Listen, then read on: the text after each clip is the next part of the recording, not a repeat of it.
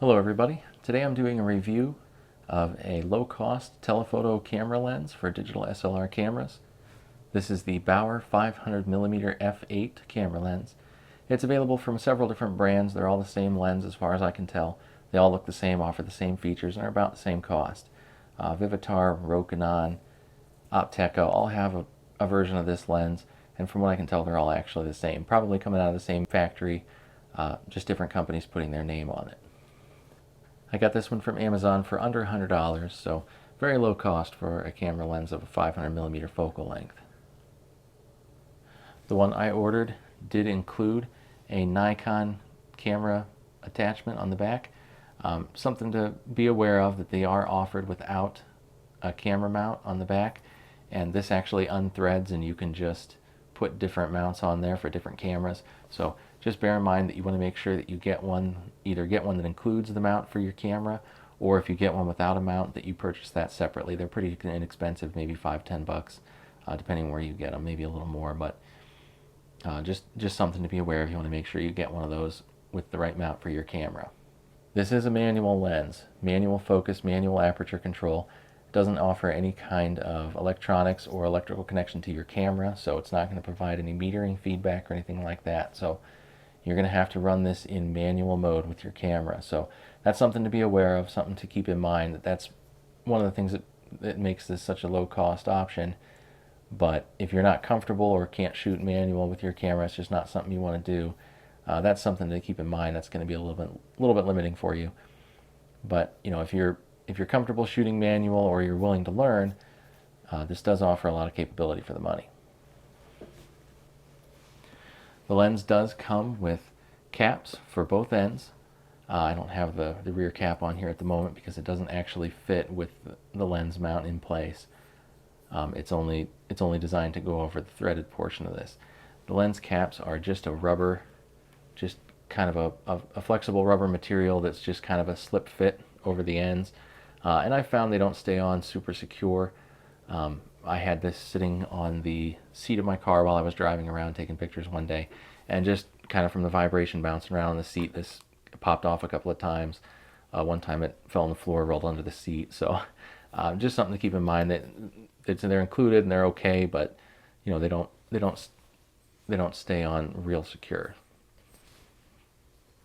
It does have a tripod mount built in, and it does rotate. There's a lock knob here, and then you can rotate this however you want. And one big reason this is nice, not only so that you can position the camera for portrait or landscape mode, but another reason that's really nice is that since this lens attachment actually just threads onto the back, you never know exactly where that's going to stop. So you know, your camera may end up being mounted on here at an awkward angle. So it's definitely very nice that they have this 360-degree rotatable tripod mount on here. The tripod shoe is threaded standard 1/4-20 for standard tripod mounts, and the threads do have a metal insert, so I'm not too concerned about that, but the mount itself is plastic. I haven't had any issues with it. It hasn't come apart or broken or anything on me, but just keep in mind this is plastic, so if this is mounted to your tripod and it tips over or you bang it around a lot, you know, it is possible to break this, but it's not super thin. It's pretty, you know, it's pretty thick. It's pretty stout. I don't really anticipate it being an issue, but just something to keep in mind, that is plastic. The rest of the lens is aluminum construction. Seems pretty well built. Seems pretty sturdy. Everything seems tight and smooth. There is on the focus ring here rubber, kind of a rubber knurled finish, which feels okay in the hand. It's not super high quality, but it's not bad. I actually didn't expect this to even be a rubber, and it is rubberized, so that's pretty nice. Offers a decent feel. So overall, the build quality is pretty decent. For the money, I think it's pretty good. And one of the big themes of this review is going to be for the money, so bear that in mind. It does come with a carry bag here, and that really all it is. It's just kind of a leatherette bag that can slip over the lens, but it's a nice little addition. It does have just kind of a draw cord here to cinch the top shut. So nothing super great, but it's kind of nice. It's a nice touch for only $100 that it does include a small bag to carry the lens in. Now this is a manual only lens, so it's going to be manual focus, totally manual operation. So this isn't going to offer any kind of automatic operation with your camera. That's going to limit the application a little bit because you're not going to be able to do a lot of tracking fast motion with it. It's not going to be great at sporting events, something like that where you're trying to track players across the field, maybe get running wildlife in motion, something like that. It's not that you couldn't do it, but with the manual focus, it's going to be pretty challenging. Also, with many cameras, the only option you're going to have is full manual mode. Like on my D90, I have to have the camera in manual mode for it to work with this lens. Since there's no electronics, no communication between the lens and the camera, you're not going to get any kind of metering feedback or anything like that, so the camera's going to have to be in manual operation. You will get the little focusing indicator. I think they call it a rangefinder, which is just the little dot that flashes when you're close to focus and stays steady when you're on focus. That's what the D90 has. I'm sure other cameras have their own version. On my D7000, there's actually a little arrow telling you which way to move the focus to reach focus, and when you hit that perfect spot, a little dot appears in the middle to let you know you're right in focus. So that will function. So it's going to be basically like manually focusing any other lens, but it's not going to have any kind of automatic focus. And on my D90, it does not meter through this lens. So I get no metering feedback at all. I just have to kind of take a guess at the exposure, take a sample shot, and adjust from there based on what the results come out. So just something to keep in mind. Fully manual lens, that's one of the ways they keep the cost down. Also, no vibration reduction. This is going to basically be a tripod mount lens.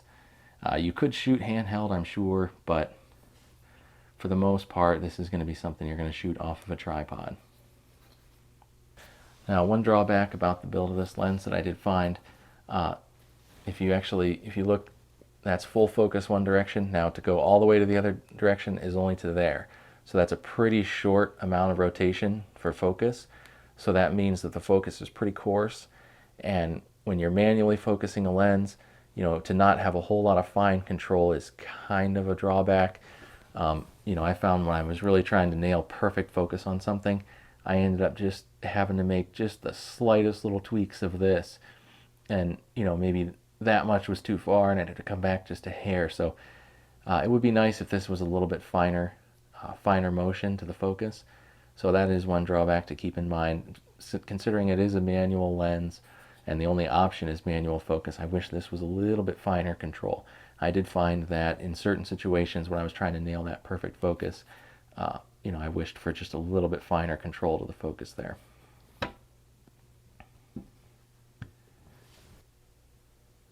This is an f8 lens, so it has a maximum aperture of f8. So it's not going to be great in low light, and the view through the viewfinder is going to be just a little bit dim, dimmer than some other lenses, just because that f8 is the maximum aperture, so it can't open any wider than that for when you're looking through the aperture.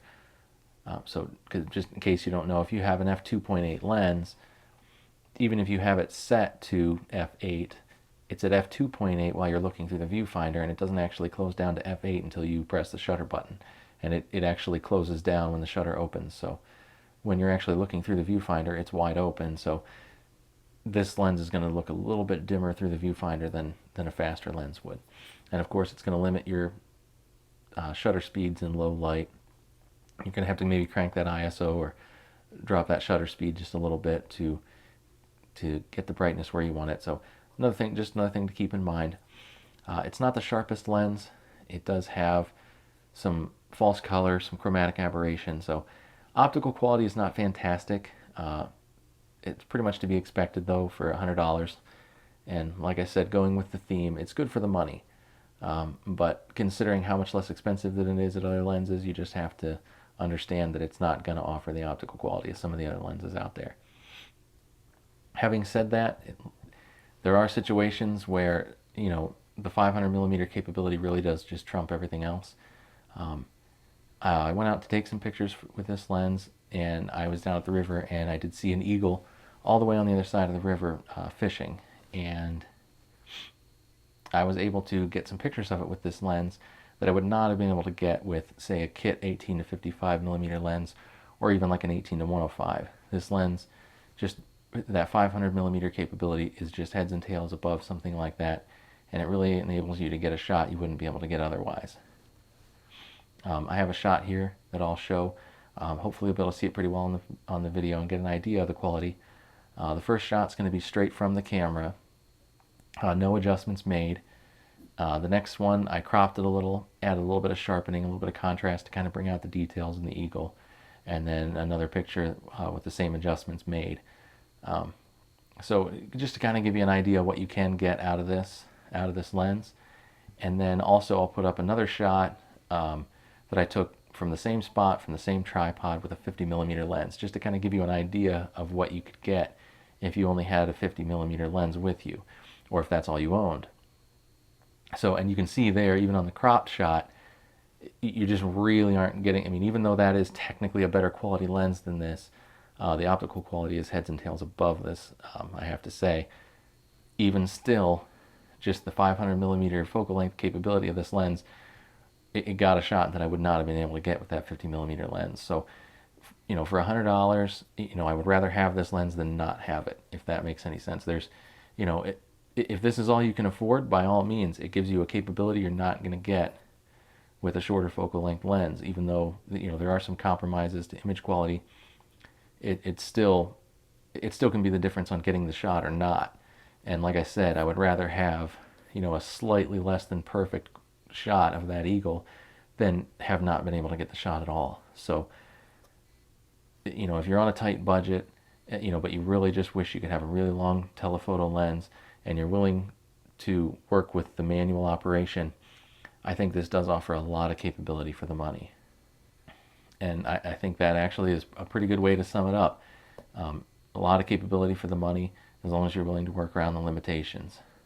So, if I had no other option but this lens, I would be more than happy to pop this on my camera anytime I had a shot of something distant that I wanted to get. So that's the Bauer 500mm f8. I do have another relatively inexpensive, more expensive than this, but another relatively inexpensive telephoto lens option that I'll be doing a review on shortly, so watch for that. I hope this was helpful. Maybe you learned something. If you have any questions, please post them in the comments below. As always, thank you for watching, and take care.